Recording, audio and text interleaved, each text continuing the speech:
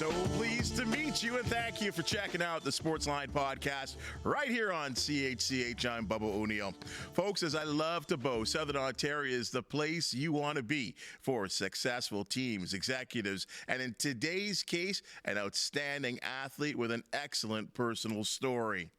Well, this individual is an outstanding example of why Steeltown natives are so darn tough.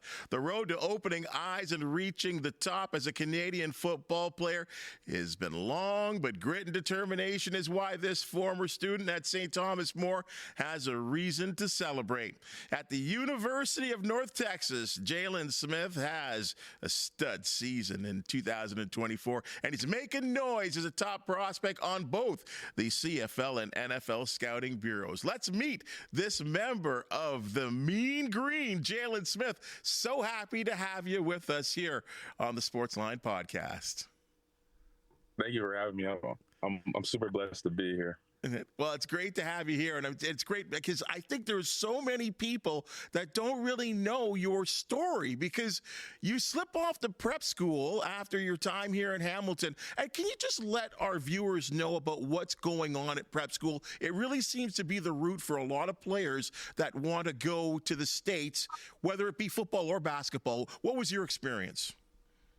Yeah, so after my 2019 season at St. Thomas More, my family and I decided it would be best for us to head down south and, give a try at American football, just so get more exposure and, seen by the American schools, NCAA, Division I, any level really. And then unfortunately COVID hit. So I went down to Connecticut, hoping for the most, get my film in, get my games in, show them that I can play American football. Then COVID hit.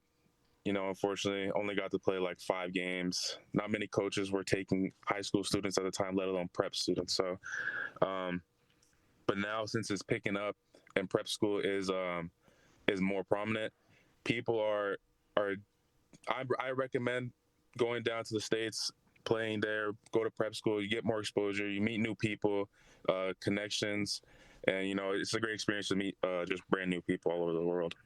So IMG in Connecticut were your choices. Was that did that just work out for you? Yeah. So originally I went to Connecticut, played the 5 games there, and then my father reached out to somebody at IMG. They liked my film. They also had a post-grad program there that they just started. So I was going to be there, one of their top new players to join the team. Went down there for the spring. I loved it there. They still had COVID restrictions, but felt like I was living in a resort. So I really enjoyed my time there. Had the opportunity to stay, do 2 years out of high school, so 2 years in post-grad. I didn't really feel like that was my path I should go on. So with the help of the coach there, Chris Dishman, he used to play for the Houston Oilers back in the NFL. He had a connection with North Texas, with Phil Bennett, the DC at the time. And through there, they just gave me a preferred walk-on spot, and I ended up here. I love that story. It's just another example of how everything just comes together in that piece, in that puzzle. And Dishman, he was a heck of a player in his day with Houston in the Warren Moon days. If people look back, I mean, he's a multiple guy that picked off a lot of passes in his day. Now, but he was more of a defensive back. You were more of a linebacker. You end up in Denton, Texas, with North Texas. I mean, you're a Hamilton guy. You've had some experience and some life in the United States, and then you settle into Denton, Texas. What was that? What was that transition like for you? It was a lot smoother than I expected, only because with the help of going to Connecticut early, so I already had a bit of an American culture in me. However, though, when I went to Texas, more of the change to me was the people and their just the mannerisms are a lot more respectful. They have that Southern hospitality to them, and they're very cocky in the way they do things. So that was more of a change towards me. I got adjusted quickly. I kind of embraced it a little bit, so I have a little bit in me. I lost my Canadian accent, as some of them would say. They didn't even know I was Canadian. So That was more of the change towards me. Football wise, it all felt the same. It was a smooth transition. What about school? I mean, because that's where that's the hard part for many, many students is finding that work-life balance. Yeah. So yeah, with a lot of, honestly, the prep like prepared me for all of it, because it kind of felt like I was already living in college. Wake up mornings, do schoolwork, and then I go straight to practice, and then next morning, early up, lifting at like 5 a.m. school, practice. So it all felt the same. So luckily it didn't shock me too much. And then for Texas, that's just a normal life here in high school football. Texas football is like the prominent state of football. So a lot of them were used to it too. So yeah, it felt like a smooth transition. It felt weird being in college though, like having my own schedule towards school. I didn't really have to deal with all of that. I had thankfully, I had a great academic staff to help me smooth my transition towards classes. So I didn't really have to focus too much on, which classes I got to pick and which time I got to do all that and that. So it was great. Is it really that? Is it really true? Like, Texas football Friday night. I mean, they talk about the high school loops. Obviously, now you're in university and college ball. But is it really that big? Yeah, it's pretty big. The high school just across the I-35 from me, the highway, Den Geyer, they are like a top program in not even just Texas, let alone the country. So I've been to one of their games. It was absolutely packed. High school has their own student section. They have the opponent student section. It's all insane. So yeah, it's true. It's very true. It's great to see, because it is such a, you're getting your name out there. You have your 4-year, but this senior year has been so special for you. First Canadian to record over 100 tackles since 2019. Big year for me when I look at your statistics from what you did in your first 3 years and first year to what you did in your senior year. It's unbelievable. What happened to you in your senior year that you just blossomed the way you did? You had 16 tackles in a game against East Carolina. That's massive. Yeah. So the first 3 years I was there, I would say I really had my confidence. I felt like I didn't really belong here. Like my confidence was low. I wasn't playing as best I could. And that was just me more mentally. And then we brought in our new coach, Coach Odom, for the linebackers, and he completely shifted my mindset. And me and him would have long talks and sit down, and he would tell me that I'm going to be one of the better players on this team. I need to step up and take a leadership role and know that I'm a good player. So I really took that to heart. I really try to train my mental and go into the season thinking, okay, I'm going to dominate. I'm going to be the best player I can and help this team win. So yeah, it was more of the previous 3 years was more mental. I was just struggling. I wasn't having the best time. But then my senior year, I was like, it's my last go. I need to leave it all out. I don't want to waste 4 years of my life not getting something out of this. So I decided to just go all in. As we look at your statistics right now and what you did over the last couple of years, one of the things I did read about you in this senior year is your leadership on the Mean Green. I love that name so much. Did you really embrace that? Yeah. At first, it was hard for me to embrace it, but then as I got older, and all the guys that I came in with are older too. We all decided to just become one big family, and bring in the younger guys and teach them the ways that we went through. Because we had 2 coaching changes, so we were the guys that stayed the whole time there. We all felt like a family, and we knew that we got to show the new guys coming in that we got to stay loyal to the program and bring it back up to the top where it should be. Okay, so you guys finish, I believe, 6 and 7. You end up in the First Responders Bowl playing at SMU, the Texas State Bobcats. I mean, interstate rivalry. Again, can you explain to just a little old guy that played high school ball what it's like to play in a bowl game? Yeah, so the bowl game, I wasn't expecting that many fans. It was packed. So yeah, it was like 30,000, I think. It's surreal. You know, we leave 5 days before the game. We get to the hotel. We get to do all the bowl events. Stay at a super nice hotel. Team meetings. Get to hang out with the other team. Meet the other team, all the players and stuff. We got to play a game called Foaling, which is football bowling. So you just throw a football and knock over pinballs. Sounds they had aggressive. a barber for us. Yeah, it is. Yeah. So they had a barber for us. We all got to get haircuts. We got to go to an arcade. So yeah, and then we get all the bowl gifts. We get to select our gifts that we want from the bowl game. So yeah, the bowls, like when they say you're trying to make a bowl game, it's very important because you get all this free stuff and you get to have a new experience to travel new places. Fortunately for us, we stayed in Dallas, which is like 40 minutes from me, but it's still a cool experience to be in Dallas for 5 days and get all the bowl stuff. So yeah. You know, throughout this entire process, I mean, has there been an aha moment? I mean, a guy from Hamilton, now he's playing in Texas, and your journey. Like, was there ever a moment, or you just still living the life? Sometimes there's a moment when, like before a game, I'm like, it's really crazy that I'm all the way from Canada, Hamilton, Ontario, and I'm playing down here in Texas in front of 20,000 fans.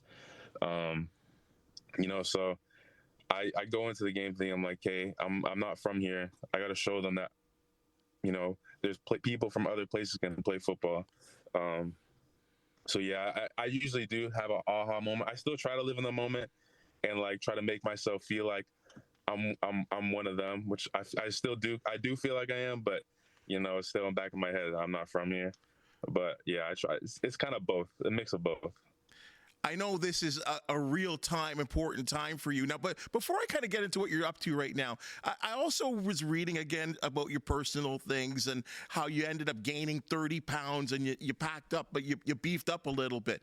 But it also included eating 7 times a day. Look, dude, I tried eating 7 times a day. Didn't work out too good. How did this all work out for you? Yeah, so it was going into my junior year, going into my senior year and a little bit of my junior year.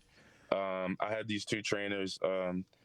Zane, he was a former IBFF bodybuilder. He was like a world champion or something.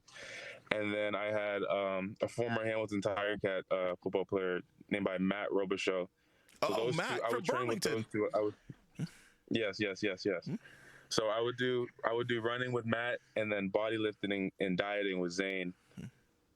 So yeah, Zane put me on a dietitian, he wrote down what I need to eat at each hour, and I would literally just follow that 7 meals a day. It was like, I think 3 times a day I eat chicken. I eat 1 steak a day, eggs, about 6 eggs in the morning, protein shake at the end of the night too, and then salmon with that protein shake. So it was stressful. I hated doing it, but I knew I had to do it to be in the position I am now. So how could you hate doing that? You're in Texas, the greatest state for barbecue, brother. Yeah, I don't know. I kind of got sick of barbecue. I've been here too long. So let's tell everyone what you're up to right now towards your future. A pro day, NFL possibilities, CFL possibilities. Where do you see where do you envision where your next steps are right now as you continue your journey as a football player? Yeah, so I'm currently right now I'm training at Apex, which is on my hat. It's a really nice facility down in Fort Worth. I'm literally parked outside the parking lot of it, ready to go in after. So yeah, I'm training that for my pro day, which is going to be like my 40 time, my broad jump, my vertical. So they do all the combine drills. So yeah, I'm trying to shoot for the NFL. You know, always trying to shoot for the stars. But I would never shoot down an opportunity. I would love to play in Canada too. You know, it's professional football, and then an opportunity even to go play in Hamilton, my hometown city, be a hometown hero. So I'm definitely shooting for the highest possibility I can. You know, I just want to be on a team and show them that I can play football and, you know, represent my city and my family as best as I can. Well, I think that's a wonderful story that's just continuing. I'm going to end on this because I know it's an important part of your journey, important part of your life, and that's your relationship with your family. And again, being so far away, I mean, I guess that's got to be a little bit difficult, but I guess it's also a source of strength for you as well, too. Mm-hmm.